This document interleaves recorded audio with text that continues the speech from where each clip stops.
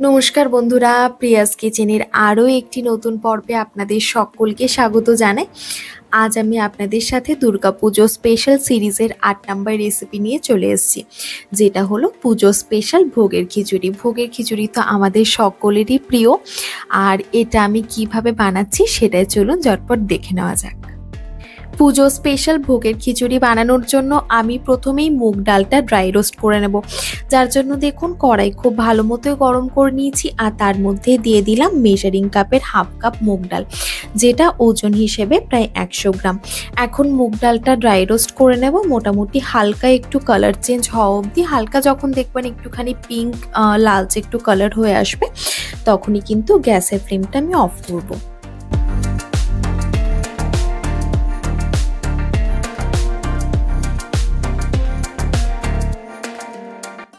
দেখুন মুগ ডালের কালারটা একটুখানি চেঞ্জ হয়ে এসেছে, এই সময় আমি গ্যাসের ফ্লেমটা অফ করে দেব। আর ডালটা খুব ভালো মতো ধুয়ে নিয়ে ডালটা জলে ভিজিয়ে রাখবো বেশ কিছুক্ষণের জন্য, কমপক্ষে কিন্তু 10 মিনিটের জন্য ভিজিয়ে রাখতেই হবে। এরপর আমি সব সবজিগুলো ভেজে নেব, যার জন্য দেখুন ওই কড়াইটাই ভালো মতো গরম করে নিয়েছি।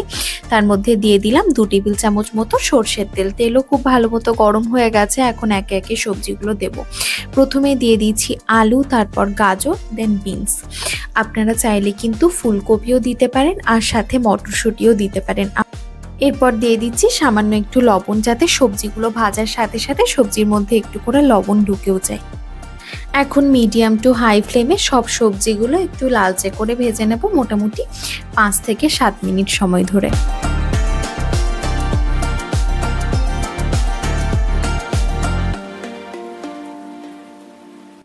সবজিগুলো লালচে করে ভাজা হয়ে গেছে, এখন কড়াই থেকে তুলে অন্য একটা পাত্রে রাখছি।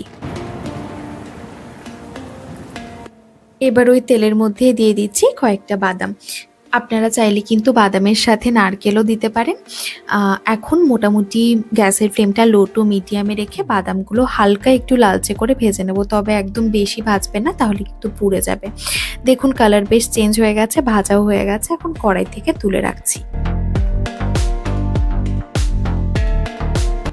এবার আমি মেন খিচুড়িটা রান্না করব, যার জন্য দেখুন ওই কড়াইতে দিয়ে দিয়েছি আরও 2 টেবিল চামচ মতো সর্ষের তেল। তেল ভালো মতো গরম হয়ে গেছে, তারপর ফোড়নে দিয়ে দিলাম তেজপাতা, শুকনো লঙ্কা আর কিছুটা পরিমাণে গোটা জিরে। ফোড়নটা ভালো মতো নাড়াচাড়া করে নিচ্ছি, তারপর দিয়ে দেবো 2টো মাঝারি সাইজের টমেটো। আপনারা চাইলে টমেটো এরকমভাবে কেটেও দিতে পারেন, আবার টমেটোর পেস্টও ব্যবহার করতে পারেন।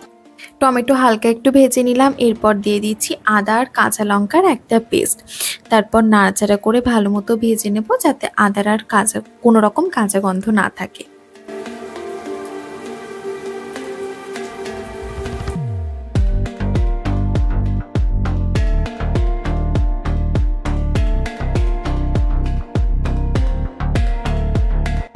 এবারে সব গুঁড়ো মশলাগুলো দিয়ে দেবো। প্রথমেই দিয়ে দিচ্ছি হলুদ গুঁড়ো 1 চামচ, কাশ্মীরি রেড চিলি পাউডার 2 চামচ, জিরে গুঁড়ো 2 চামচ আর স্বাদ অনুযায়ী লবণ। এবার সব নাড়াচাড়া করে ভালো মতো মিশিয়ে নেব, তারপর ঢাকা দিয়ে মশলাটা ভালো মতো কষিয়ে নেব 10 মিনিটের জন্য একদম লো ফ্লেমে। আর যদি প্রয়োজন হয় তাহলে অবশ্যই সামান্য একটু গরম জল ব্যবহার করবেন, তবে আমার প্রয়োজন হয়নি, তার জন্য আমি এখন কোনো রকম জল ব্যবহার করছি না। দেখুন মশলা বেশ ভালো মতোই কষানো হয়ে গেছে, চারিদিক থেকে তেল ছেড়ে এসেছে। এরপর দিয়ে দেব আগের থেকে ভেজে রাখা সবজিগুলো আর সাথে যে মুগ ডালটা ভিজিয়ে রেখেছিলাম ওটা।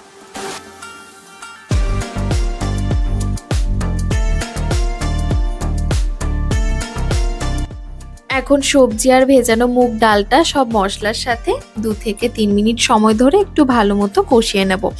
তারপর দিয়ে দেব পরিমাণ মতো গরম জল।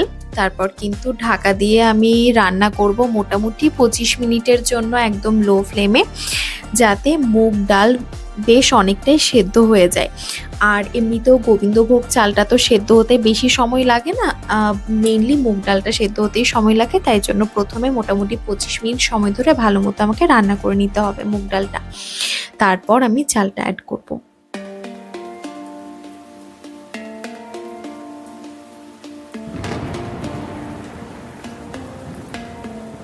25 মিনিট পরে দেখুন মুগ ডালটা বেশ খানিকটা সেদ্ধ হয়ে এসেছে। তবে আমি কিন্তু আবার মাঝে ঢাকা উঠিয়ে কিন্তু একটুখানি নাড়াচাড়াও করে নিয়েছি আর পরিমাণ মতো গরম জলও অ্যাড করে দিয়েছিলাম। এরপর দেখুন দিয়ে দিলাম সমপরিমাণ গোবিন্দভোগ চাল। যেহেতু আমি হাফ কাপ ডাল নিয়েছিলাম তাই জন্য আমি হাফ কাপ চাল ব্যবহার করেছি। চালটা আমি খুব ভালোভাবে ধুয়ে নিয়ে বেশ অনেকক্ষণের জন্যই কিন্তু জলে ভিজিয়ে রেখেছিলাম, মোটামুটি ধরুন আধ ঘন্টা সময়ের জন্য। এখন ভালোভাবে নাড়াচাড়া করে মিশিয়ে নিলাম। এরপর আমি ঢাকা দিয়ে রান্না করে নেব। তবে মাঝে মধ্যে ঢাকা উঠিয়ে আমি চেক করতে থাকবো যাতে কড়াইতে লেগে না যায়। আর যতক্ষণ না খুব ভালো মতো কুক হয়ে যায় ততক্ষণ কিন্তু এরকমভাবে ঢাকা দিয়ে আমি নাড়াচাড়া করে রান্নাটা করতে থাকবো।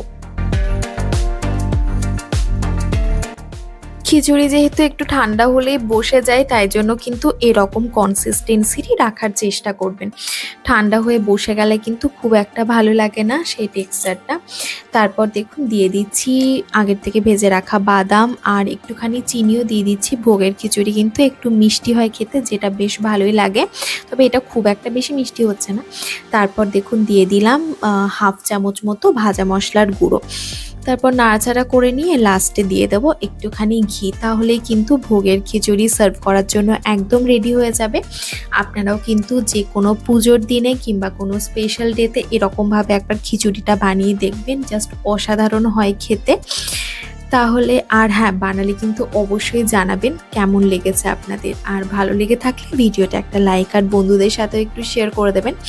আর চ্যানেলটা এখনও সাবস্ক্রাইব করে না থাকলে সাবস্ক্রাইব করারও অনুরোধ রইল। তাহলে চলুন আবারও দেখা হবে আর অন্য একটা ভিডিও নিয়ে। ধন্যবাদ, ভালো থাকবেন।